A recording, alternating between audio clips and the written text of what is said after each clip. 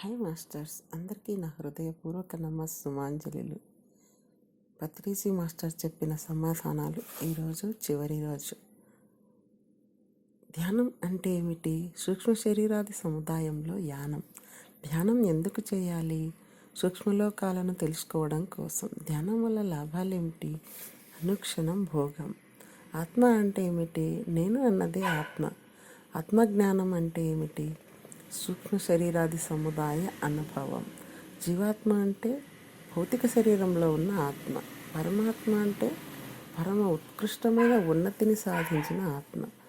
ధ్యానంలో ఎన్ని లెవెల్స్ ఉంటాయి? కోటాను కోట్లు. మాస్టర్ అంటే ఎవరు? తనను తాను తెలుసుకున్నవారు. ప్రాపంచికత అంటే ధనం మీద, పదం మీద వ్యామోహం. ఆధ్యాత్మికత అంటే ఆత్మజ్ఞానం పట్ల వ్యామోహం. శ్వాస మీద ధ్యాస ఎందుకు? శ్వాసకు మనస్సుకు సంబంధం ఉంది కనుక. చిత్తవృత్తి నిరోధం అంటే ఆలోచనల యొక్క నిర్మూలన. విశ్వశక్తి అంటే విశ్వం అంతా నిబిడీకృతమై నిండి ఉన్న శక్తి. దివ్యచక్షు అంటే ఆత్మ యొక్క దృష్టి. ముముక్షు అంటే ఎవరు? యథార్థాన్ని తీవ్రంగా కోరుకునేవారు. అంతర్ముఖం అంటే లోపలి విషయాలు చూడడం. స్వరూప జ్ఞానం అంటే సొంత ఆత్మ యొక్క జ్ఞానం. స్వధర్మం అంటే స్వయంగా చేయవలసిన ప్రత్యేక ధర్మం. ముక్తి అంటే దుఃఖం నుంచి విడుదల.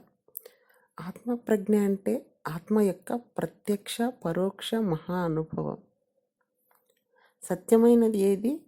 నిత్యమైనదే సత్యమైనది. ధ్యానశక్తి అంటే ఆత్మ విస్ఫోటనం యొక్క మహాశక్తి. రోగాలకు కారణం పాపాలు. నిజమైన వైరాగ్యం ద్వేషాన్ని వదిలిపెట్టడం.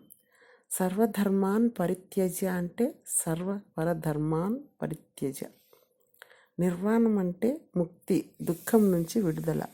ఆత్మ సాక్షాత్కారం అంటే ప్రత్యక్ష ఆత్మానుభవం. సత్యకర్మలు అంటే ఆధ్యాత్మిక కర్మలు.